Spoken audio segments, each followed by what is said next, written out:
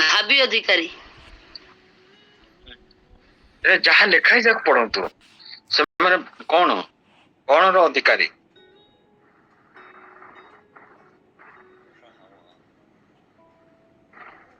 ପରିତ୍ରାଣର। Praise the lord. Thank you sister. ଯୋଉମାନେ ପରିତ୍ରାଣର ଭାବି ଅଧିକାରୀ, ଅର୍ଥାତ ଆମେ ସବୁ ଆମେ ପରିତ୍ରାଣ ଏଠି ଫିଜିକାଲି ପାଇଛୁ ବା ଆମେ ଆତ୍ମିକ ଭାବେ ପାଇଛୁ, କିନ୍ତୁ ଫିଜିକାଲି ଆମେ କୋଉଠି ପାଇବା? ସ୍ୱର୍ଗକୁ ଗଲେ। କୋଉଠି ଲେଖା ହେଇଛି ଯେ ସ୍ୱର୍ଗକୁ ଗଲା ପରେ ଆମେ ଫିଜିକାଲି ପରିତ୍ରାଣ ପାଇବା ବୋଲି? ପଦ ଖୋଲନ୍ତୁନି, ଖାଲି ମନେ ମନେ କୁହନ୍ତୁ। ଯୋଉଟା ଆସୁଛି ଆମେ ଅଳ୍ପ ଅଛୁ, ତାକୁ ଆମେ ଚିନ୍ତା କରିବା। କୋଉଠି ଲେଖା ହେଇଛି ଆମେ ଆତ୍ମିକ ଭାବରେ ପରିତ୍ରାଣ ପାଇଛୁ, ଆଉ ସ୍ୱର୍ଗକୁ ଗଲେ ଆମେ ଫିଜିକାଲି ପରିତ୍ରାଣ ପାଇବା? କୋଉଠି ଲେଖା ହେଇଛି? ଆଉ ସେଟା କଣ ଲେଖା ହେଇଛି? ଗୋଟେ କ୍ଲୁ ଦେବି ପ୍ରକାଶିତ ବାକ୍ୟରେ, କିଏ କହିପାରିବ?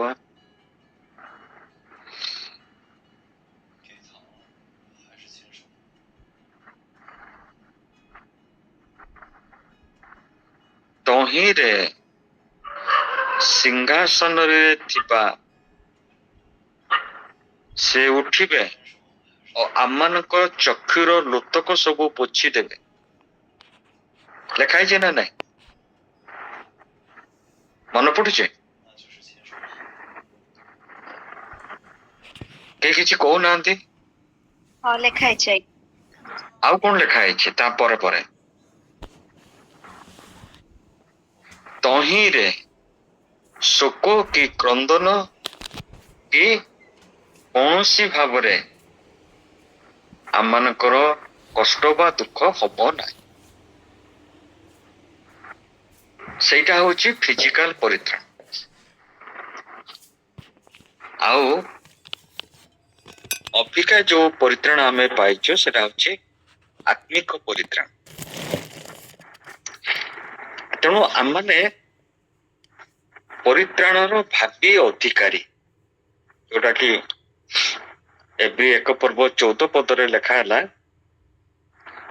ଯୋଉମାନେ ହଉଛନ୍ତି ପରିତ୍ରାଣର ଭାବି ଅଧିକାରୀ, ସେମାନଙ୍କର ସେବା କରିବାକୁ ସେ ମିନିଷ୍ଟରିଂ ଏଞ୍ଜେଲ୍ସ ମାନଙ୍କୁ ପଠା ଯାଇଅଛି। ସେମାନଙ୍କର କାର୍ଯ୍ୟ କଣ ନା ସେମାନେ ଆମର ସେବା କରିବେ, କାରଣ ଆମେ ହଉଛୁ ଭାବି ପରିତ୍ରାଣର ଅଧିକାରୀ। ଦ୍ୱିତୀୟ ବିଷୟ ଦେଖିବା, ଏଇ ଯୋଉ ମିନିଷ୍ଟରିଂ ଏଞ୍ଜେଲ୍ସ ତାଙ୍କ ପାୱାର ବିଷୟରେ ବାଇବଲରେ କଣ ଉଲ୍ଲେଖ ଅଛି?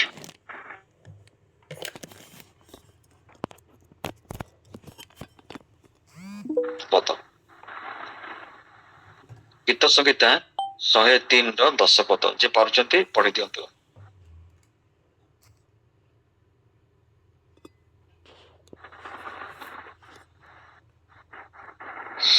ସେ ଆମ୍ଭମାନଙ୍କ ପାପ ପ୍ରମାଣେ ଆମ୍ଭମାନଙ୍କ ପ୍ରତି ବ୍ୟବହାର କରିନାହାନ୍ତି। ନାଇଁ ନାଇଁ, 103ର 10 ପଦ।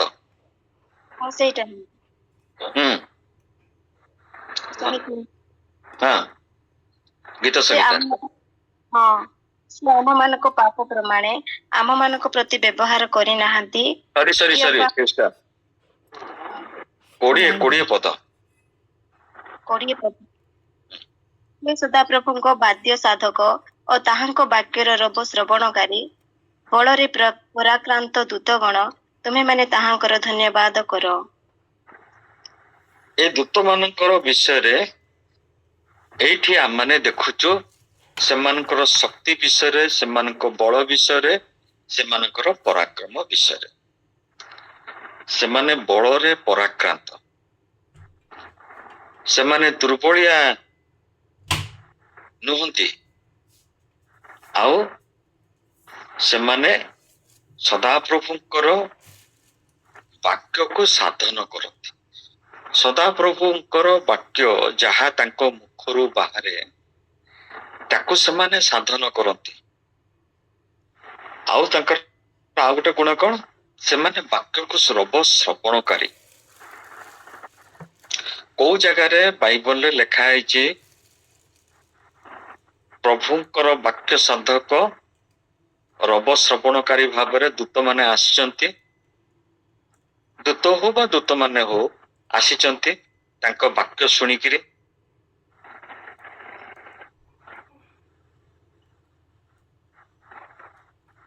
ନିଦ ଭାଙ୍ଗିଯିବ, ଟିକେ ଆଲୋଚନା କଲେ ନିଦ ଭାଙ୍ଗିଯିବ। ମାମି ଭଉଣୀ କୁହନ୍ତୁ, ମନୁଷ୍ୟର ସେବା କରିବା ପାଇଁ କୋଉଠି ଲେଖା ହେଇଛି ପ୍ରଭୁ ସେମାନଙ୍କୁ ପଠେଇଲେ? ଏଫିସିଓ 6:11-10-11-12 ନା କଣ? ନାଇଁ, ମାନେ ପରାକ୍ରାନ୍ତ ଶେଷ କଥା ହିଁ ପଠେଇଲେ। ପ୍ରାପ୍ତ ହୁଏ। ନାଇଁ, ପ୍ରଭୁ ଦୂତ ମାନଙ୍କୁ ଦୂତ ହଉ ବା ଦୂତ ମାନଙ୍କୁ ପଠେଇଛନ୍ତି ଆଉ ତାଙ୍କର ସେବାକାରୀ ମାନଙ୍କର ସେବା କରିବା ପାଇଁ। ପ୍ରଥମ ରାଜାବଳୀ 19 ପର୍ବର 5-7 ପଢନ୍ତୁ। ପ୍ରଥମ ରାଜାବଳୀ 19 ପର୍ବର 5 ପଦରୁ 7 ପଦ।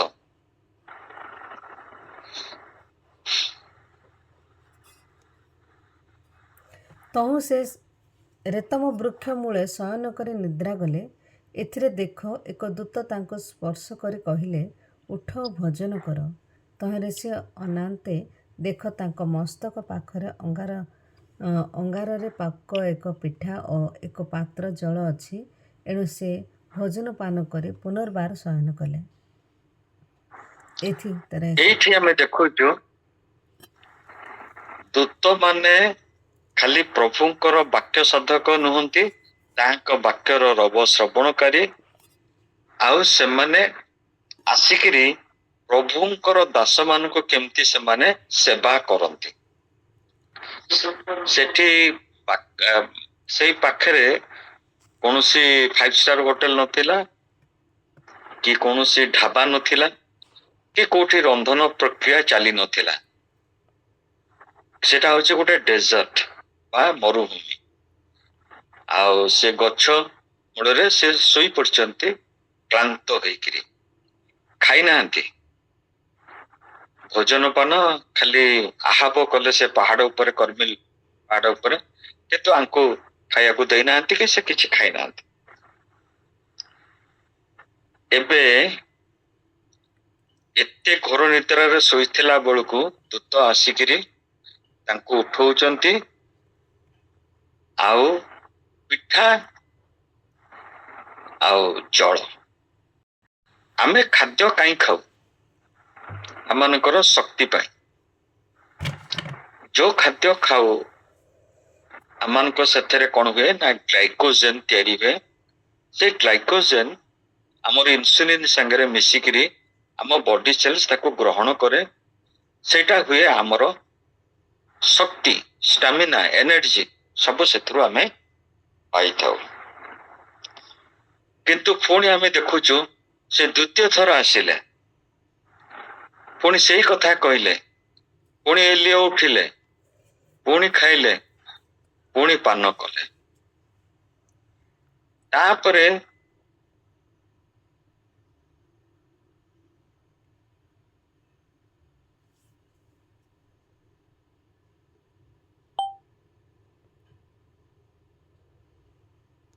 ତାଙ୍କୁ ଯେତିକି ଶକ୍ତି ଦରକାର, ଷ୍ଟାମିନା ଦରକାର, ଏନର୍ଜି ଦରକାର, ସେ 2 ଥର ରୁଟି ଆଉ ଜଳରେ ସେତିକି ସେ ପାଇଗଲେ। ଏଥିରୁ ଆମେ କଣ ବୁଝୁଛୁ? କିଏ କହିବେ?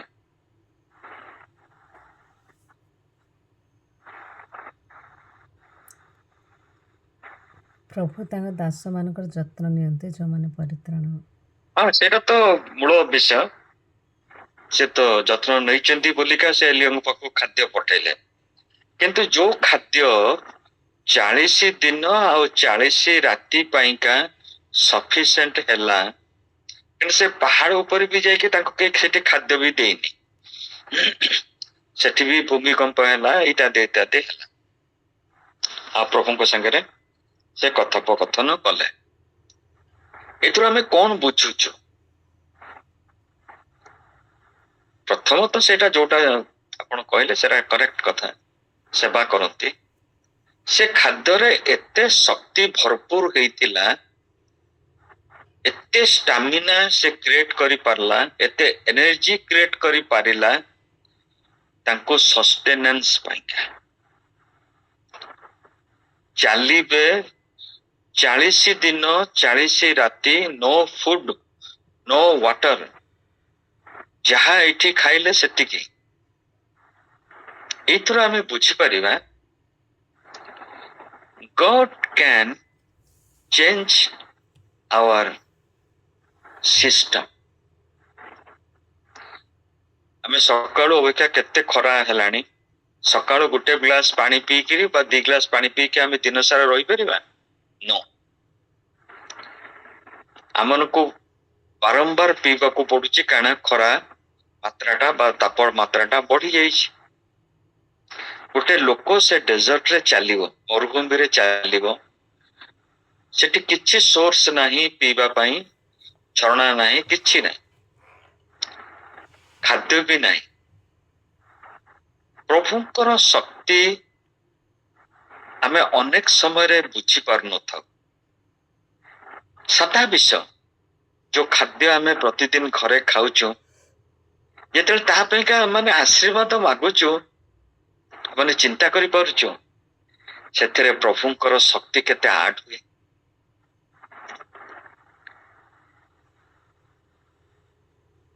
ମୋର ଜଣେ ମେଣ୍ଟର ବୋଲି କହିଲେ ଚଳିବ, ତାଙ୍କ ନାଁ ରେଭରେଣ୍ଡ ସୁବୋଧ ସାହୁ। ସେ ନେପାଳ ଯାଇଥିଲେ ପ୍ରଚାର କରିବା ପାଇଁ, ସେ ତ ନାହାନ୍ତି ଏବେ, ପ୍ରଭୁଙ୍କ କୋଳରେ ଅଛି। ସେ କହୁଥିଲେ, ମୁଁ ଶୁଣିଛି କଟକ ଚର୍ଚ୍ଚରେ, ଆଉ ଗୋଟେ ପରିବାର, ସେ ପରିବାର ହଉଛନ୍ତି ଗୋଟେ ଗରିବ ପରିବାର, ଆଉ ସେ ଯୋଉ ବାପା ଯିଏ, ସେ ଘରର ପିତା ବା ମୁଖ୍ୟ କର୍ତ୍ତା ଯିଏ, ସେ ହଉଛନ୍ତି ଗୋଟେ ପାଷ୍ଟର। ବହୁତ ଦୁଃଖରେ ସେମାନଙ୍କୁ ଚଳିବାକୁ ପଡେ, ଆଉ ଆଙ୍କୁ ଡାକିଛନ୍ତି। ଆଉ ଯେତେବେଳେ ସେ ପ୍ରାର୍ଥନା କରୁଛନ୍ତି, କରିସାରିଲା ପରେ ସେ ବଡ ପୁଅ କହୁଛି, ତମେ ଆଜି ଜଣକୁ ଡାକିଛ, ସେଇ ଖାଦ୍ୟ ଆଜି ଦଉଛ? ଅର୍ଥାତ୍ ସବୁଠୁ ଶସ୍ତା ପରିବା ହଉଛି ମୂଳା, ଆଉ ପାହାଡିଆ ଜାଗାରେ ମୂଳା ବେଶୀ ହୁଏ। ସେମାନେ ସବୁବେଳେ ସେ ମୂଳା ହିଁ ଖାଆନ୍ତି। ମୂଳାର ତରକାରୀ କରି, ମୂଳାର ସେ ଦେଇକିରି, ଯେମିତି ଆଳୁ ପରଠା ସେମିତି ମୂଳା ପରଠା, ଏଇ ମୂଳା ହିଁ ତାଙ୍କର ମେନ୍ ଖାଦ୍ୟ। ସେ ପୁଅଟି, ବଡ ପୁଅଟି କହୁଛି ତା ବାପାକୁ, ତମେ ଆଜି ଗୋଟେ ପ୍ରଭୁଙ୍କ ଲୋକଙ୍କୁ ଡାକିଛ, ଆଉ କିଛି ତମେ ଆଣିଲନି, ଏଇ ମୂଳା ହିଁ ଯାହା ଆମେ ଖାଉଛୁ ତାଙ୍କୁ ଦବ? ଏଇ ଯୋଉ ମୋର ମେଣ୍ଟର ଥିଲେ ରେଭରେଣ୍ଡ ସୁବୋଧ ସାହୁ, ତାଙ୍କ ମନକୁ ବହୁତ ବାଧିଲା। ଦେଖ, ଗୋଟେ ପ୍ରଭୁଙ୍କର ସେବକ, ତାଙ୍କ ଘରେ ଖାଦ୍ୟ ନାହିଁ ବୋଲିକା ପିଲାଟି ବାପାକୁ କହୁଛି ଯେ ପ୍ରଭୁଙ୍କର ଦାସକୁ ଡାକିକି ଆଜି ଏଇ ମୂଳ ଖାଦ୍ୟ ଦଉଛ? ଅର୍ଥାତ୍ ଆମେ ସିନା ଖାଇଦଉଛୁ, କଣ ଗୋଟେ କିଛି ଭଲ କରିଥାନ୍ତ। ପ୍ରିୟ ଭାଇ ଭଉଣୀ ମାନେ, ଯେତେବେଳେ ଯୋଉ ଖାଦ୍ୟ ବି ହଉ, ଯେତେବେଳେ ଆମେ ପ୍ରାର୍ଥନା କରି ସେଥିରେ ଆଶୀର୍ବାଦ ଆଡ କରୁ, ସେମ ଷ୍ଟ୍ରେଂଥ ଦବ। ସେ ଚିକେନ ମଟନ ରେ ଯୋଉ ଷ୍ଟ୍ରେଂଥ ଦବ, ସାଧା ମୂଳା ଆଉ ସେ ମୂଳା ଶାଗ ସେତିକିରେ ସେଇ ଷ୍ଟ୍ରେଂଥ ଦବ, ସେଇ ଷ୍ଟାମିନା ଦବ। ପ୍ରଭୁ ଯୀଶୁ ଯେତେବେଳେ 5000 ଲୋକଙ୍କୁ ସେ 5 ରୁଟି 2 ମାଛ ଖୋଇଲେ, ସେ ଧନ୍ୟବାଦ ଦେଲେ, ଆଶୀର୍ବାଦ ମାଗିଲେ, ଦ୍ୟାଟ୍ସ ଅଲ୍। ଯେତେବେଳେ ପ୍ରଭୁଙ୍କର ଆଶୀର୍ବାଦ ଆମ ଜୀବନ ଭିତରେ ଆଡ ହେଇଯାଏ, ଆମ ଜୀବନଟାରେ କେତେ ଏନର୍ଜି ଆସେ, ଆମେ ଅନେକ ସମୟରେ ସେଟା ତୁଳନା କରିନଥାଉ। ଅନେକ ସମୟରେ ପ୍ରଭୁଙ୍କର ଯୋଉ ଦାନ, ସେଇଟା ଆମେ ଭାବିଥାଉ କେବଳ ଭିନ୍ନ ଭିନ୍ନ ଲୋକଙ୍କୁ ପ୍ରଭୁ ଦେଇଛନ୍ତି। ନାଇଁ ପ୍ରିୟମାନେ, ଆପଣ ଯୋଉ ମୁଖରେ ଯେତିକି ପ୍ରଭୁଙ୍କୁ କଥାବାର୍ତ୍ତା କରୁଛନ୍ତି, ଧନ୍ୟବାଦ ଦଉଛନ୍ତି, ଆଶୀର୍ବାଦ ମାଗୁଛନ୍ତି, ସେଇ ପରିମାଣରେ ଆପଣ ସେତିକି ଅନୁଗ୍ରହ ଉପରେ ଅନୁଗ୍ରହ ପାଉଛନ୍ତି। ଯୌନ 1:18 ଲେଖା ହେଇଛି, ଅନୁଗ୍ରହ ଉପରେ ଅନୁଗ୍ରହ ଆମେ ଲାଭ କରୁଛୁ। କୌଣସି ଖାଦ୍ୟ ଯେତେବେଳେ ପ୍ରଭୁଙ୍କର ଆଶୀର୍ବାଦରେ ମିଶିଯାଏ, ସେ 40 ଦିନ 40 ରାତି ପରି ଏଲିୟଙ୍କୁ ଯୋଉ ଷ୍ଟ୍ରେଂଥ, ଯୋଉ ଷ୍ଟାମିନା, ଯୋଉ ଏନର୍ଜି ଦେଇଥିଲା ତାହା ତ। ଏବେ ଆସନ୍ତୁ ଆମମାନଙ୍କର ସେଇ ଯୋଉ ମୂଳ ପଦ, ଯେ ଯୋଉମାନେ ପରିତ୍ରାଣର ଭାବି ଅଧିକାରୀ, ସେମାନଙ୍କର ସେବା କରିବାକୁ ଏ ମିନିଷ୍ଟରିଂ ଏଞ୍ଜେଲ୍ସ ମାନଙ୍କୁ ପଠାଯାଇ ଅଛି। ପାଷ୍ଟ ଟେନ୍ସ, ପ୍ରଭୁ ପଠେଇ ସାରିଛନ୍ତି, ସେମାନେ ଆମର ସେବା କରୁଛନ୍ତି। ଆଉ ଗୋଟେ ପଦ ଦେଖନ୍ତୁ, ଏବ୍ରି ତାର 13 ପର୍ବର 2 ପଦ, ଯିଏ ପାରୁଛନ୍ତି ପଢି ଦିଅନ୍ତୁ। ଏବ୍ରି 13 ପର୍ବର 2 ପଦ।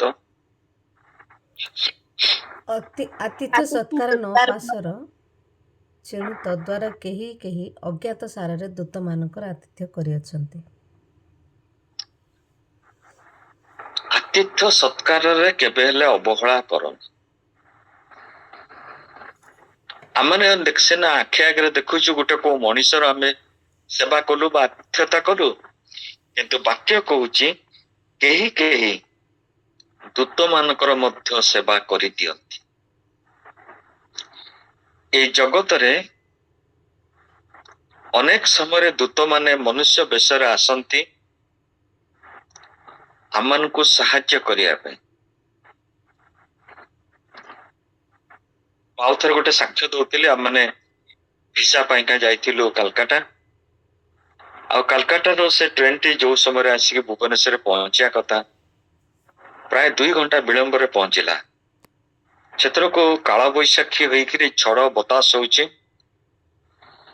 ଷ୍ଟେସନରେ ବି ଛିଡା ହେବା ପାଇଁ ସୁବିଧା ନାହିଁ, କାରଣ ଛାଟ ମାରୁଛି ବହୁତ ଜୋରେ, ପବନ ହଉଛି ବହୁତ ଜୋରେ। ଟିକେ କମିଲା ବେଳକୁ ଆମେ ଚିନ୍ତା କଲୁ ଆମେ କେତେ ସମୟ ଛିଡା ହବା, ଏମିତି ଭିଜିକି ପଛେ ପଳେଇବା, ଘରେ ଯାହା ହେଲେ ବଦଳେଇ ଦେବା, ଆଉ ବେଶୀ ସମୟ ରହିବାନି। ବାହାରିକି ଆସିଛୁ, ଭୁବନେଶ୍ୱର ଷ୍ଟେସନ ତ ବନା ହଉଛି, ଆପଣ ମାନେ ଜାଣିଥିବେ।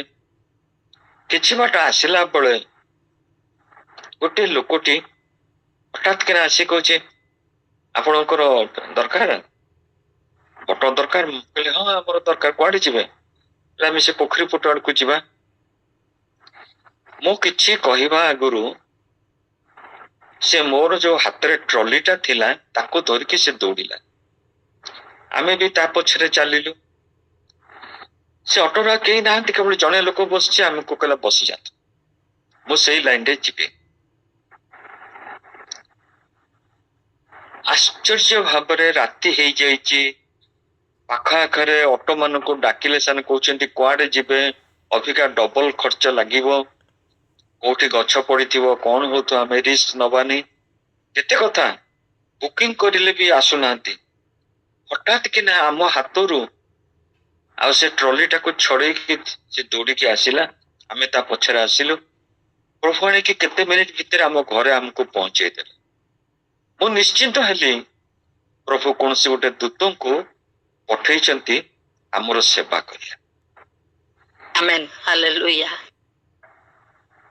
ମୁଁ ଓହ୍ଲେଇଲି, ଆଉ ସେ ଦୃଢ ବିଶ୍ୱାସରେ ସେ ଅଟୋବାଲାକୁ ହ୍ୟାଣ୍ଡସେକ୍ କଲି, ଥ୍ୟାଙ୍କ ୟୁ କହିଲି। ଆମେ ଅନେକ ସମୟରେ ଜାଣିନଥାଉ କୌଣସି ଦୁର୍ଘଟଣା ଘଟେ, ସେଇ ଦୁର୍ଘଟଣାରେ ପ୍ରଭୁ ଆମମାନଙ୍କୁ ଆଶ୍ଚର୍ଯ୍ୟ ଭାବରେ ସେଥିରୁ ରକ୍ଷା କରନ୍ତି। କେତେବେଳେ ସେଇ ମଧ୍ୟ ଦେଇକି ପ୍ରଭୁ ସେ ଦୂତ ମାନଙ୍କୁ ପଠେଇକିରି ଆମର କୌଣସି ଦେହର ରାଞ୍ଚୁଡା ଯେମିତି ହବନି, କିଛି ଟିକେ ହେଲେ ନଖ ବି ବାଜିବନି, ତାର ଯତ୍ନ ସେ ତତ୍ତ୍ୱ ନିଅନ୍ତି। କାହିଁକି କହିଲେ ଆଜି ଆମର ମୂଳ ପଦ ହଉଛି ଏବ୍ରି 1:14 ଆମେ ହଉଛୁ ସେଇ ପରିତ୍ରାଣର ଭାବି ଅଧିକାରୀ। ଏ ପଦଟି କାଲି ରାତିରେ ହିଁ ମୁଁ ପାଇଲି ଆଉ ନିଶ୍ଚିତ ଭାବରେ ଇଚ୍ଛା କଲି ଆପଣ ମାନଙ୍କ ପାଖରେ ଆଜି ସେୟାର କରିବା। ହଁ, ଏବ୍ରି ତ ପଢିଥିଲି କିନ୍ତୁ ଏ ପଦଟିକୁ ବିଶେଷ ଭାବରେ ମୁଁ ଧ୍ୟାନ ଦେଇନଥିଲି। ଆମେ ପ୍ରତ୍ୟେକ ହଉଛୁ ପରିତ୍ରାଣର ଭାବି ଅଧିକାରୀ। ଆମମାନେ ସେ ପରିତ୍ରାଣ ପାଇବା ପାଇଁକା ପ୍ରଭୁ ଆମମାନଙ୍କୁ ମନୋନୀତ କରିଛନ୍ତି ବୋଲି ସେମାନେ ଆସି ଆମର ସେବା କରୁଛନ୍ତି, ଯେମିତି ଆମେ ନିରାପଦରେ ରହିବା। ଯେତେବେଳେ ଆମର ଏଇ ସକାଳ ଯେତେବେଳେ ଆମେ ସ୍ୱାମୀ ସ୍ତ୍ରୀ ବୋହୁ ଥିଲା ବେଳକୁ ବି ଏକାଠି ମିଶିକିରି ଆମେ ପ୍ରେୟାର କରୁ, ଗିର୍ଜା କରୁ, କିଛିଟା ପୁସ୍ତକ ପଢୁ, ବାକ୍ୟ ଯୋଉଥିରେ ଲେଖା ଅଛି, ଆଉ ତାପରେ ପ୍ରାର୍ଥନା କରୁ। ସେ ପ୍ରାର୍ଥନାର ମୂଳ ବିଷୟ ଥାଏ ପ୍ରୋଟେକ୍ସନ। ଆଉ ସେ ପ୍ରୋଟେକ୍ସନ ଆମେ ପାଇଥାଉ ଯଦି ଦୂତମାନଙ୍କୁ ପ୍ରଭୁ ପଠେଇଲେ ଆମର ସେବା କରିବା ପାଇଁ। ଆମେ ଦୀପଦ ଯଦି କହିବା ପ୍ରଭୁ ଆଜି ଦିନ ପାଇଁ ତୁମେ ଆମମାନଙ୍କୁ ପ୍ରୋଟେକ୍ସନ ଦିଅ, ସୁରକ୍ଷା ଦିଅ, ନିରାପତ୍ତା ଦିଅ, ଭୁଲ କଣ ରହିଲା? ସେଥିରେ ଆମମାନଙ୍କର ଜୀବନର ସୁରକ୍ଷାଟା ଆହୁରି ବଢିଯାଏ। ଜଗତର କେତେ ସ୍ତରର ସୁରକ୍ଷା ଅଛି। ସେ ଖାମେନେଇ ଯୋଉ ବିଲ୍ଡିଂ ରେ ଥିଲା, କେତେ କଂକ୍ରିଟ ଲେୟାର ବାଇ ଲେୟାର, ଚାରିପଟ ସୁରକ୍ଷାର ବାଡ, କେହି ଗୋଟେ ଲୋକ ପଶି ବି ପାରିବନି, ସେଠି ସେ ମରିଗଲା। ଇନ୍ଦିରା ଗାନ୍ଧୀ ନିଜର ସୁରକ୍ଷା ଭିତରେ ଥାଉ ଥାଉ ମରିଗଲେ। କିନ୍ତୁ ପ୍ରଭୁଙ୍କର ସୁରକ୍ଷା ଯୋଉମାନଙ୍କ ଉପରେ ଥିବ ବା ଯୋଉମାନଙ୍କୁ ପାଖକୁ ପ୍ରଭୁ ସେଇ ପରାକ୍ରାନ୍ତ ଦୂତ ଗଣକୁ ପଠେଇଥିବେ, ତାଙ୍କ ବାକ୍ୟ ସାଧକ, ତାଙ୍କ ରବ ଶ୍ରବଣକାରୀ ଦୂତମାନଙ୍କୁ ପଠେଇଥିବେ, ସେମାନଙ୍କର କିଛି ହବ ନାହିଁ। ସେଇଥିପାଇଁକା ଗୀତ ସଂହିତା 103 ପର୍ବର 20 ପଦରେ ଲେଖା ହେଇଛି, ତମର କାର୍ଯ୍ୟ ବି ତ ଗୋଟେ ଅଛି ନା, ସେମାନେ ତ ସେବା କରିବେ, ସେମାନେ ତମକୁ ସେବା କରିବେ, ରକ୍ଷା କରିବେ, ସୁରକ୍ଷା ଦେବେ, ନିରାପତ୍ତା ଦେବେ। What is your duty? ତମର କାର୍ଯ୍ୟ କଣ? ତୁମେ ମାନେ ତାହାଙ୍କର ଧନ୍ୟବାଦ କର।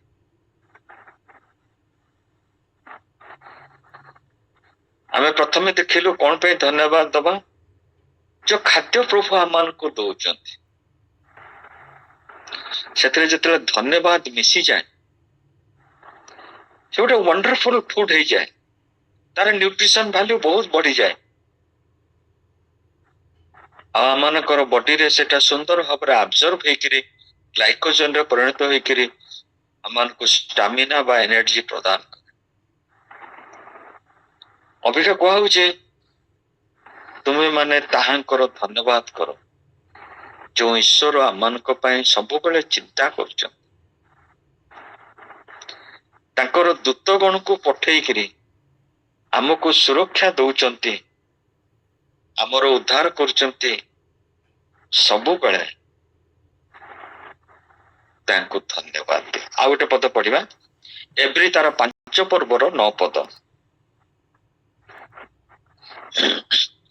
ଏବ୍ରି ପୁସ୍ତକ ତାର 5 ପର୍ବର 9 ପଦ, ଯେ ପର୍ଯ୍ୟନ୍ତ ପୁଣି ପଢିଛନ୍ତି। ସିଦ୍ଧ ହୋଇ ନିଜ ଆଜ୍ଞାକାରୀମାନଙ୍କ ପ୍ରତି ଅନନ୍ତ ପରିତ୍ରାଣର କାରଣ ସ୍ୱରୂପ ହେଲେ। ଫାର୍ଷ୍ଟ ଆମେ ପଢିଲୁ ପରିତ୍ରାଣର ଭାବି ଅଧିକାରୀ। ଅବିକା ଆମେ ଦେଖୁଛୁ ଅନନ୍ତ ପରିତ୍ରାଣ। ନୂଆ ନୂଆ ୱାର୍ଡ ସବୁ ଆମେ ଅଗା ଦେଖୁଛୁ। ଆମେ ମାନେ ପରିତ୍ରାଣ ଆତ୍ମିକ ଭାବରେ ପାଇଛୁ, କିନ୍ତୁ ଶାରୀରିକ ଭାବେ ଆମେ ସେଠାରେ ପ୍ରଭୁଙ୍କ ପାଖରେ ଆମେ ପାଇବା। ଅବିକା ଆଉ ଗୋଟେ ନୂତନ ୱାର୍ଡ ଆମେ ଦେଖିଲୁ, ଅନନ୍ତ ପରିତ୍ରାଣ। କୋଉମାନଙ୍କ ପାଇଁ ସେ ସ୍ୱରୂପ ହେଲେ? କିଏ କହିବ? ସେଇଠି ଲେଖା ହେଇଛି, ଆଜ୍ଞାକାରୀ ମାନଙ୍କୁ। ପ୍ରେଜ ଦ ଲର୍ଡ। ସନ୍ତୋଷିନୀ ଭଉଣୀ ଭଲ ପଢୁଛନ୍ତି, ବୁଝୁଛନ୍ତି। Thank you sister, God bless. ମୁଁ ତାଙ୍କ ଝିଅ ନୁହେଁ। पुणी सिद्ध होई निज आज्ञाकारी मानक प्रति देखंतु वार्डिंग टा निज आज्ञाकारी मानक प्रति ओ माने आज्ञाकारी एवरी 1:14 संगे मिसेई कहतु को माने आज्ञाकारी त्राण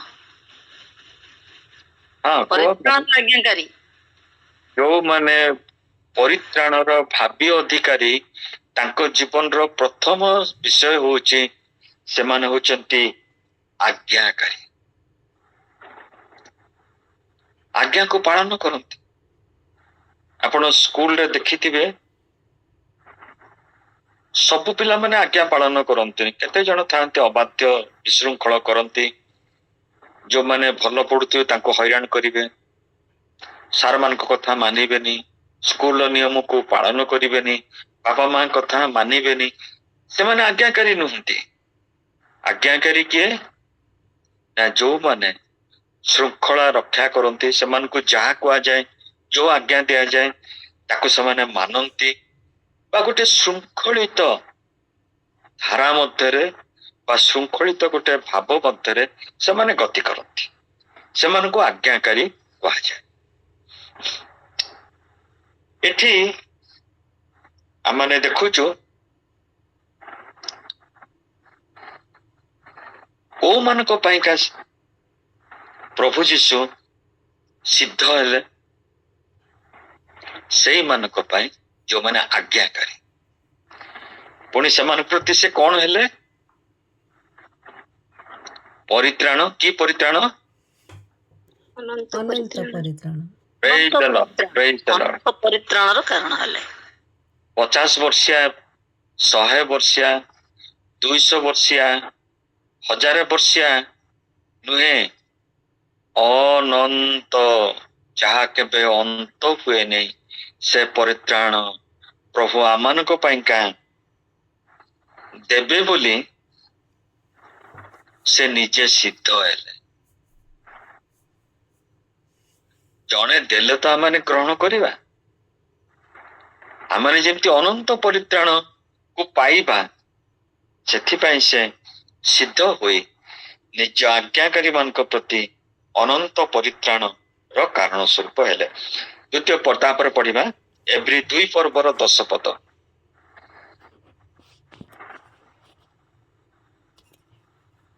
କାରଣ ଯାହାଙ୍କ ନିମନ୍ତେ ଓ ଯାହାଙ୍କ ଦ୍ୱାରା ସମସ୍ତ ସୃଷ୍ଟ ଅନେକ ସନ୍ତାନଙ୍କୁ ଗୌରବରେ ପ୍ରବେଶ କରାଇବାରେ ସେମାନଙ୍କ ପରିତ୍ରାଣର କର୍ତ୍ତାଙ୍କୁ ଦୁଃଖ ଭୋଗ ଦ୍ୱାରା ସିଦ୍ଧ କରିବା ତାହାଙ୍କର ଉପଯୁକ୍ତ ଥିଲା। କେତେ ଗୁଡିଏ କଥା परित्राणर कर्ता आम केते नुआ नुआ वर्ड देखुछु। अनंत परित्राण परित्राणर कर्ता बर्तमान आमर लेंट समय चली तापर से गुड फ्राइडे दिन आमने प्रभु जीशुଙ୍କର से जो तुषारोपित दिन को पालन करिबा। काहे से दुख भोग कले के कहबो जीशु काहे के दुख भोग कले? आम मानक परित्राण निमंते। एठी जोटा लिखा है एवरी 2 पर्व 10 पद 4 ऊपर कहते ଅନେକ ସନ୍ତାନଙ୍କୁ ଗୌରବରେ ପ୍ରବେଶ କରିବାରେ। झियो तम ना कौन? ନିହାରି निहारी निहारिका। ନିହାରିକା निहारिका ओ क्लास रे पढुछ? ନା ନା ମୁଁ ମ୍ୟାରେଜ ହେଇପାରିଲି, ମୋର ପୁଅ ଝିଅ ଅଛନ୍ତି ଦିଟା। ओ प्रेज द लॉर्ड। ହଁ बहुत ମା ତ- सुंदर भाव में वाक्य को तर्जमा करछ। प्रभु आशीर्वाद करत। प्रभुଙ୍କର मुख्य उद्देश्य होचे जणे 2 जण 3 जण 10 जण गोटे मंडलीर बा गोटे देशर लोक मान को स्वर्ग राज्य प्रवेश करिया पे नहीं, ଅନେକ ସନ୍ତାନ ମାନ ସେ ଅନେକର କେତେ ସଂଖ୍ୟା କୁହାଗଲା ନାହିଁ।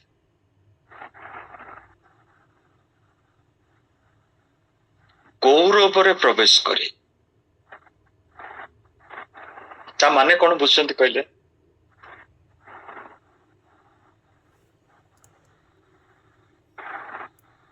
ସେଟା କୋଉ ଜାଗା? ଆମମାନଙ୍କୁ ଗୌରବରେ ପ୍ରବେଶ କରାଇବା ପାଇଁ ପ୍ରଭୁ ସ୍ୱର୍ଗ ରାଜ୍ୟରେ ପ୍ରବେଶ କରାଇବା ପାଇଁ ସେ ନିଜେ ଦୁଃଖ ଭୋଗ ହେଲେ। ସେଟା ତ ବୁଝାବାକୁ ପଡୁଛି। ସେ ଗୌରବ ଜାଗାଟା କୋଉଠି? ସ୍ୱର୍ଗ ରାଜ୍ୟ। ଗୁଡ୍। ଆଉ କିଏ କହିବ?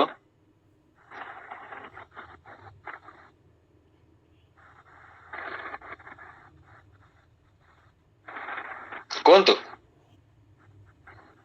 ନିଦ ଭାଙ୍ଗିଯିବ, ଏମିତି ଆଲୋଚନା କଲେ ନିଦ ଚାଲିଯିବ।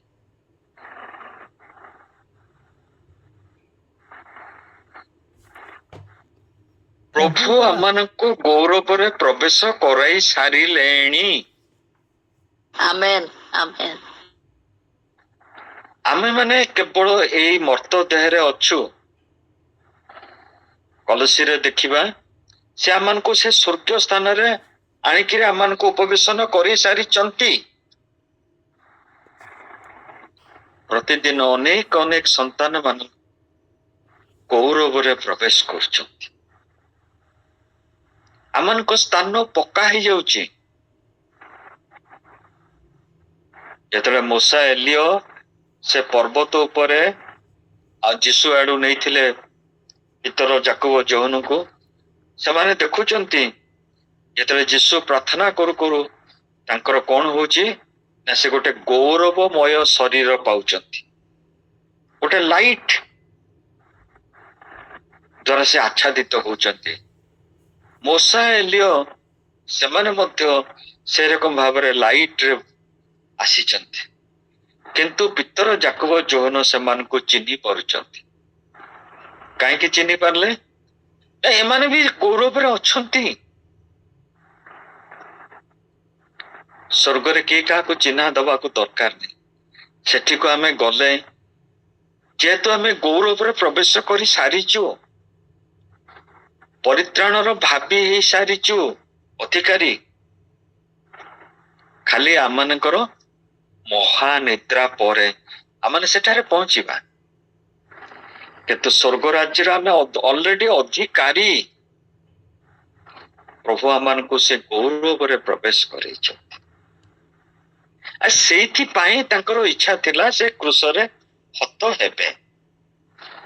କାରଣ ଯାହାଙ୍କ ନିମନ୍ତେ, ଯାହାଙ୍କ ଦ୍ୱାରା ସମସ୍ତ ସୃଷ୍ଟ ଅନେକ ସନ୍ତାନଙ୍କୁ ଗୌରବରେ ପ୍ରବେଶ କରାଇବାରେ ସେମାନଙ୍କର ପରିତ୍ରାଣର କର୍ତ୍ତାଙ୍କୁ ଦୁଃଖ ଭୋଗ କରିବା ତାଙ୍କର ଉପଯୁକ୍ତ ଥିଲା।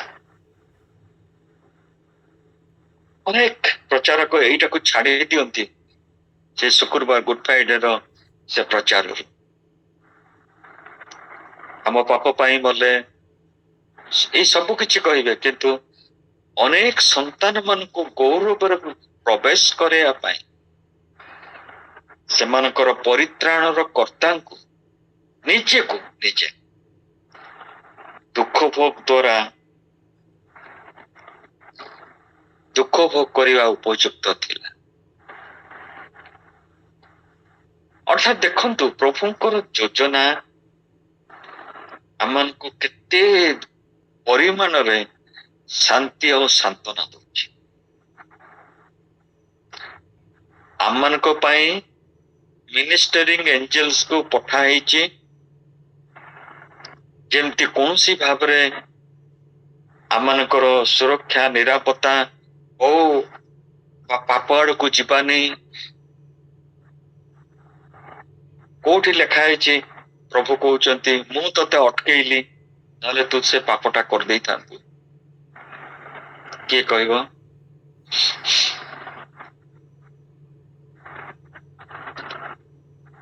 ମୁଁ ତତେ ଅଟକେଇଲି, ନହେଲେ ତୁ ସେ ପାପ କରିଥାନ୍ତୁ। କିଏ କହିବ?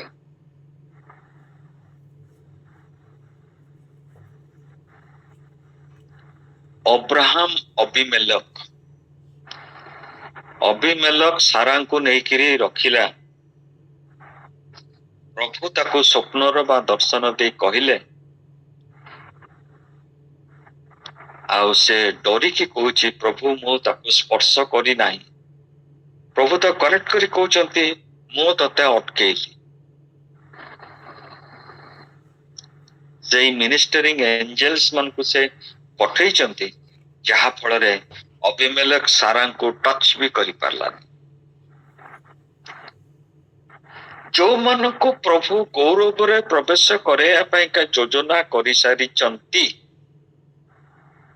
ସେମାନଙ୍କ ପାଇଁକା ସେ ମିନିଷ୍ଟରିଂ ଏଞ୍ଜେଲ୍ସ ମାନଙ୍କୁ ପଠେଇକିରି ସେମାନଙ୍କୁ ରକ୍ଷା କରୁଛନ୍ତି। ଆପଣ ମାନେ କହିପାରିବେନି ଯେ ମୁଁ ମୋର ନିଜର ଧାର୍ମିକତା ବଳରେ ଆଜି ମୁଁ ପାପ ଶୂନ୍ୟ ଜୀବନ କାଟୁଛି। କେତେବେଳେ ବି ଆପଣ ପଡିଯାଇ ପାରିବେ, କିନ୍ତୁ ସବୁବେଳେ ଆମେ ଯେମିତି ଗୀତ ସଂହିତା 103:20 ପଢିଲୁ, ତାଙ୍କର ଧନ୍ୟବାଦ, କାରଣ ସେ ଆମମାନଙ୍କୁ ସେ ବଳରେ ପରାକ୍ରାନ୍ତ ଦୂତ ମାନଙ୍କୁ ପଠଉଛନ୍ତି ଆମର ସାହାଯ୍ୟ ଆଉ ସହଯୋଗିତା କରିବା। କେତେ ଭାଗ୍ୟବାନ ଆମମାନେ, ଆପଣ ମାନେ ଚିନ୍ତା କରନ୍ତୁ। ଆମମାନଙ୍କୁ ପ୍ରଭୁ ଗୌରବରେ ପ୍ରବେଶ କରାଇ ସାରିଛନ୍ତି। ଲୁକ 9ର ଶେଷ କେତେ ପଦରେ ଶିଷ୍ୟମାନେ ରାଗି ଯାଉଛନ୍ତି, ଏଇ ସମ୍ମିଳନୀଟା ପ୍ରଭୁ ଆମେ ସେ ବାଟ ଦେଇ ଯିବା ପାଇଁକା ଥିଲେ ଆମେ କେତେ କମ ବାଟରେ ଆମେ ପହଞ୍ଚିଥାନ୍ତୁ, ଆମକୁ ମନା କରିଦଉଛନ୍ତି। ଏଲିୟ ଯେମିତି ଆକାଶରୁ ଅଗ୍ନି ଆଣିଲେ, ସେମିତି ଅଗ୍ନି ଆଣିକି ତାକୁ ଧ୍ୱଂସ କରିଦବା କି? ଯୀଶୁ କହୁଛନ୍ତି ତୁମମାନେ କୋଉ ଆତ୍ମାର ଲୋକ ତାହା ବୁଝିପାରୁନା। ଅନେକ ସମୟରେ ପ୍ରଭୁ, ପ୍ରିୟ ଭାଇ ଭଉଣୀ ମାନେ, ଆମେ କୋଉ ଆତ୍ମାର ଲୋକ ଆମେ ନିଜେ ଜାଣିପାରୁ। We are so valuable, ଯୀଶୁ ନିଜେ କହୁଛନ୍ତି। ଘର ଚଟିଆଟାକୁ ଦେଖ, କିନ୍ତୁ ତୁମମାନେ କେତେ ମୂଲ୍ୟବାନ। ପ୍ରଭୁ ତୁମାନଙ୍କ ପାଇଁ କେତେ ସୁନ୍ଦର ଯୋଜନା କରିଛନ୍ତି। ଦୂତମାନଙ୍କୁ ପଠେଇକି ତୁମର ସେବା କରିବା ପାଇଁ, ସୁରକ୍ଷା ଦେବା ପାଇଁ, ନିରାପତ୍ତା ଦେବା ପାଇଁ, ଉତ୍ତମ ବସ୍ତ୍ରରେ ଖାଦ୍ୟରେ ପରିତୃପ୍ତ ହେବା ପାଇଁ, ଆମମାନଙ୍କ ଖାଦ୍ୟ ସାଙ୍ଗରେ ଆଶୀର୍ବାଦକୁ ଆଡ କରିବା ପାଇଁ ସବୁର ବ୍ୟବସ୍ଥା ହେଇଛି। ଯୋଉ ଖାଦ୍ୟ ଆସୁ ଖାଲି ପ୍ରାର୍ଥନା କରନ୍ତୁ, ପ୍ରଭୁ ସେଥିରେ ଏତେ ଆଶୀର୍ବାଦ ପରିପୂର୍ଣ୍ଣ କରିଦେବେ। ଦରକାର ନାହିଁ ସେ 5 ଷ୍ଟାର ହୋଟେଲ ଖାଦ୍ୟ, ଏ ଖାଦ୍ୟ ହେଇଯିବ ସବୁଠୁ ଦୁର୍ବଳ ଶରୀରକୁ ମଧ୍ୟ ସବଳ କରିବ। ଯଦି ତମାନେ ପ୍ରଶଂସା ନ କରିବ, ଏ ପଥର ଗଣ ପାଟି କରିବ। କୋଉଠି ଲେଖା ହେଇଛି? ମାଥ୍ୟୁ ନାଇଁ କହୁନି, ରେଫରେନ୍ସ କହ ବୋଲେ କୋଉ ଘଟଣାରେ ଏଇଟା ପ୍ରଭୁ ଯୀଶୁ କହିଲେ? ଯେତେବେଳେ ପ୍ରଭୁ ଯୀଶୁ ଯାତ୍ରା କଲେ, ବିଜୟ ଯାତ୍ରା କଲେ, ସେଇ ସମୟରେ କେତେ ଜଣ ଆସିକିରି କହୁଛନ୍ତି ଆପଣଙ୍କର ଶିଷ୍ୟମାନେ କାହିଁ ଏତେ ଜୋରେ ପାଟି କରୁଛନ୍ତି? ତାହାର ଉତ୍ତରରେ ଯୀଶୁ କହୁଛନ୍ତି ଏମାନେ ଯଦି ମୁଖ ବନ୍ଦ କରିବେ, ଏଇ ପଥର ଗଣ ପାଟି କରିବେ। ସେ ପଥର ଗଣ କିଏ?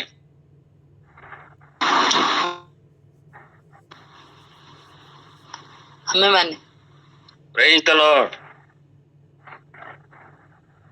ଆମେ ଯାହାର ସେବା କରୁ ଆମେ ଚାହିଁ ହେଇଯାଉ। ଆଗରୁ ଆମ ପୂର୍ବପୁରୁଷ ପଥରର ସେବା କରୁଥିଲେ, ପଥରର ମୂର୍ତ୍ତିକୁ ଘରେ ରଖିଥିଲେ, ତାକୁ ସେବା କରୁଥିଲୁ। ଆଜି ସେ ପଥର ମାନେ ଆମେ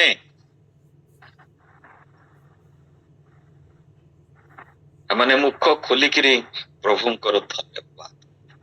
ଦେଖନ୍ତୁ ସେତେବେଳେ ଯୀଶୁ ଯୋଉ ପ୍ରଫେସି କରିଥିଲେ,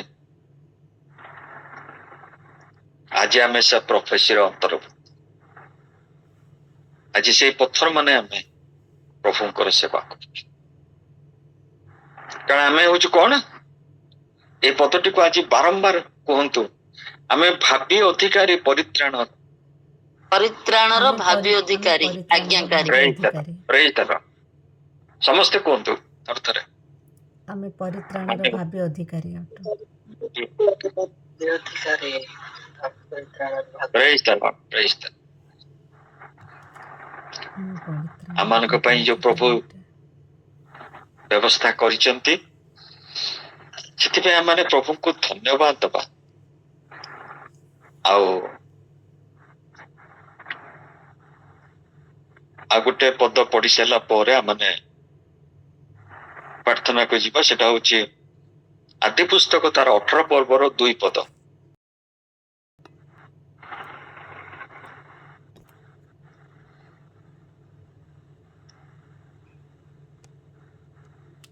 ତହିଁରେ ସେ ଅନାଇ ଦେଖିଲେ 3ଟି ପୁରୁଷ ତାଙ୍କ ସମ୍ମୁଖରେ ଦଣ୍ଡାୟମାନ। ପୁଣି ଦେଖିବା ମାତ୍ରେ ସାକ୍ଷାତ କରିବାକୁ ତମ୍ବୁ ଦ୍ୱାରରୁ ବେଗେ ଯାଇ ଭୂମିଷ୍ଠ ହୋଇ କହିଲେ, ହେ ପ୍ରଭୁ, ନିବେଦନ କରୁଅଛି, ମହାଶୟଗଣ, ଯଦି ତୁମେମାନେ ମୋ ଉପରେ ସନ୍ତୁଷ୍ଟ ଅଛନ୍ତି, ତେବେ ଏହି ଦାସର ସ୍ଥାନରେ ଏଠାରେ କିଛି ସମୟ ରୁହନ୍ତୁ। ବିନୟ କରୁଅଛି, ମୋତେ ଅଳ୍ପ ଜଳ ଆଣିବାକୁ ଦିଅନ୍ତୁ। ପୁଣି ଆପଣମାନଙ୍କର ପାଦ ପ୍ରକ୍ଷାଳନ କରି ଏହି ବୃକ୍ଷ ତଳେ ବିଶ୍ରାମ କରନ୍ତୁ। ଏଇ ଯୋଉ ଆତିଥ୍ୟତା ଅବ୍ରାହମ ଜଣେଇଲେ, ସେଠି ବାକ୍ୟରେ ଲେଖା ହେଇନି ଯେ ସେ ଦେଖିଲେ ଯେ 3ଟି ଦୂତ ଆସିଛନ୍ତି ବୋଲି। 3ଟି ପୁରୁଷ ବୋଲି ଲେଖା ହେଇଛି। ସେମାନଙ୍କର ସେବା କଲେ, ପାଣି ଆଣିଦେଲେ ଗୋଡ ଧୋଇବା ପାଇଁ, ଖାଦ୍ୟ ତାଙ୍କ ଆଗରେ ପରସିଲେ, ସେମାନେ ଖାଦ୍ୟ ଖାଇଲେ, ତୃପ୍ତ ହେଲେ। ଆଉ ସେମାନେ କଣ ଲାଭ କଲେ? ଅବ୍ରାହମ ଆଉ ସାରା ଗୋଟେ ପୁତ୍ର କୁହନ୍ତୁ ଆଶୀର୍ବାଦ ପାଇଲେ, ପୁତ୍ର ପାଇଲେ। ପ୍ରେଜ୍ ଦ ଲର୍ଡ। ଆଶୀର୍ବାଦ ପାଇଲେ, ପୁତ୍ର ପାଇଲେ। ପ୍ରଭୁ ତ ଆମମାନଙ୍କୁ ପ୍ରାର୍ଥନା କଲେ ଆଶୀର୍ବାଦ ଦଉଛନ୍ତି, କିନ୍ତୁ ଦୂତ ଗଣର ସେବା କଲେ ମଧ୍ୟ ପ୍ରଭୁ ଆଶୀର୍ବାଦ ଦଉଛନ୍ତି। ଏବଂ କୋଉମାନେ ଦୂତ ତାହା ମାନେ ଜାଣୁନାହିଁ, କିନ୍ତୁ ଆମକୁ ବାକ୍ୟରେ କୁହାଯାଇଛି, ତମାନେ କେବେ ହେଲେ ଆତିଥ୍ୟ ସତ୍କାରରେ ଅବହେଳା କର ନାହିଁ, କାରଣ କେହି ନ ଜାଣି ଦୂତ ମାନଙ୍କର ସେବା କର। ଅର୍ଥାତ୍ ଆଜିର ଟୋଟାଲ ଯେତେ ଆମେ ଡିସ୍କସନ କଲୁ, ଦୂତ ମାନେ ଆମର ଆଶୀର୍ବାଦ ଧରିକି ଆସନ୍ତି। ଆମେ ଭୁଲ ବଟକରାରେ ତାଙ୍କୁ ଦୂତ ବୋଲି ନ ଜାଣିକି ତାଙ୍କୁ ଆତିଥ୍ୟତା ବି ନ କରିକି ଛାଡି ଦଉ, ସେଟା ହଉଛି ଆମର ଭୁଲ। ଏବଂ ସେଇ ଦୂତ ମାନେ ଆମର ସେବା କରିବା ପାଇଁ ଆସନ୍ତି। ସେଇ ଦୂତ ମାନେ ଆମମାନଙ୍କ ଭୋଜନ ନେଇକି ଆସନ୍ତି। ଯୋଉ ଖାଦ୍ୟଟା ଘରେ ହେଲା, ଆପଣ ଭାବନ୍ତୁନି ଯେ ସେଟା ଆମେ ବନେଇଦେଲୁ। ହଁ, ଆମେ ବନେଇଲୁ, ସେଟା ମନା ନାହିଁ, କିନ୍ତୁ ସେ ଥାଳିଟା ଧରିକି ଟିକେ କୁହନ୍ତୁ, ପ୍ରଭୁ ଏତେ ସୁନ୍ଦର ଖାଦ୍ୟ ପଠେଇଲେ। ଏତିକି ତ କହିପାରିବେ।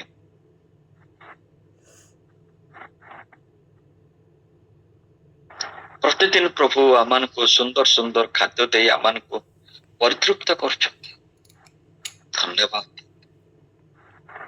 ଜୀବନରେ ତାଙ୍କର ଆଶୀର୍ବାଦକୁ ଆଡ କରନ୍ତୁ, ଖାଦ୍ୟରେ ତାଙ୍କ ଆଶୀର୍ବାଦକୁ ଆଡ କରନ୍ତୁ, ପିଲାମାନଙ୍କର ଶରୀର ଉପରେ ଈଶ୍ୱରଙ୍କ ଆଶୀର୍ବାଦକୁ ଆଡ କରନ୍ତୁ। ଲିଷ୍ଟ ତ ଏତେ ଲମ୍ବା ଯେ ମୁଁ କହିପାରୁନି। ଜୀବନର ସବୁ ବିଷୟରେ ଆପଣ ଈଶ୍ୱରଙ୍କର ଆଶୀର୍ବାଦକୁ ଯୋଗ କରାନ୍ତୁ, କାରଣ ଈଶ୍ୱରଙ୍କ ଆଶୀର୍ବାଦ ମନୁଷ୍ୟକୁ କଣ କରେ? ଆଶୀର୍ବାଦ ଦିଏ। ବାକ୍ୟରେ ଯୋଉଟା ଲେଖା ହେଇଛି, ଧନବାନ କରେ। ଧନବାନ ମାନେ ନା, ତା ମାନେ ନୁହେଁ ଯେ ଆମେ କୋଟିପତି ହେଇଯିବା, ଲକ୍ଷପତି ହେଇଯିବା, ସେଇଟା ନୁହେଁ। ସାଲୋମ ମାନେ ସବୁ ସାଇଡରୁ ଶାନ୍ତି। ମଙ୍ଗଳ ବିଷୟ ହବ ଆମ ପାଇଁ। ଆମମାନଙ୍କର କ୍ଷେତ୍ରରେ ପଶୁପଲ ବୃଦ୍ଧି ଲାଭ କରିବେ, ସେତେବେଳେ ଯୋଉଟା ଥିଲା। କୃଷି କ୍ଷେତ୍ରରେ ଆମମାନଙ୍କର ସୁନ୍ଦର କୃଷିଜାତ ଦ୍ରବ୍ୟ ଉତ୍ପନ୍ନ ହବ, ଇତ୍ୟାଦି ଇତ୍ୟାଦି ଇତ୍ୟାଦି। ଯେତେବେଳେ ଆମମାନେ ପ୍ରତିଦିନ ଏଇ ସାଲୋମକୁ ଉଚ୍ଚାରଣ କରୁ, ଆମ ନିଜ ଜୀବନ ପାଇଁକା ପ୍ରଭୁଙ୍କର ଆଶୀର୍ବାଦକୁ ଆମେ ସଂଗ୍ରହ କରୁ, ଏବଂ ଅନ୍ୟମାନଙ୍କ ପାଇଁ ମଧ୍ୟ ଆଶୀର୍ବାଦର କାରଣ। ମୂଷାକୁ ପ୍ରଭୁ କହିଲେ, ତୁମେ ହାରୁଣର ସନ୍ତାନ ମାନଙ୍କୁ କୁହ, ସେମାନେ ଇସ୍ରାଏଲ ଲୋକମାନଙ୍କ ପାଇଁ ଏହି ପ୍ରାର୍ଥନା କରିବେ। ପ୍ରଭୁ ଗଣନା ପୁସ୍ତକ 6:24-25 ଲେଖା। ପ୍ରଭୁ ଆପଣା ମୁଖର ତେଜ ପ୍ରକାଶ କରନ୍ତୁ, ସେ ତୁମକୁ ରକ୍ଷା କରନ୍ତୁ, ସେ ତୁମକୁ ଶାନ୍ତି ଦିଅନ୍ତୁ, ସେ ତୁମକୁ ସମସ୍ତ ମନ୍ଦରୁ ରକ୍ଷା କରନ୍ତୁ। କହିବା କଣ ଦରକାର? ପ୍ରଭୁ ତ ଯୋଗାଉଛନ୍ତି, ଯୋଗେଇବେ, ଆଉ ତାଙ୍କ କାମ ସେଇଟା। ଆଉ ଆମେ ତ ପାଉଛୁ, ପାଇବା ଆମେ, ଆଉ ଅସୁବିଧା କଣ? ନା, କହିବାକୁ ପଡିବ, ରିପିଟ କରିବାକୁ ପଡିବ। ସେଟା ଫ୍ରି ହେଇପାରେ, କିନ୍ତୁ ଯେତେବେଳେ ଆମେ ପ୍ରଭୁଙ୍କ ପାଖରେ ପ୍ରାର୍ଥନା କରୁ ସେଟା ଆମର ହେଇଯାଏ, ଆମର ହେଇଯାଏ। ଆମେନ୍ ଆମେନ୍। ଆଉ ଅଳ୍ପ ସମୟ ରହିଲା, ଟିକେ ପ୍ରାର୍ଥନାରେ ସମୟ କଟେଇବା। କେହି ଜଣେ ପ୍ରାର୍ଥନା କରନ୍ତୁ।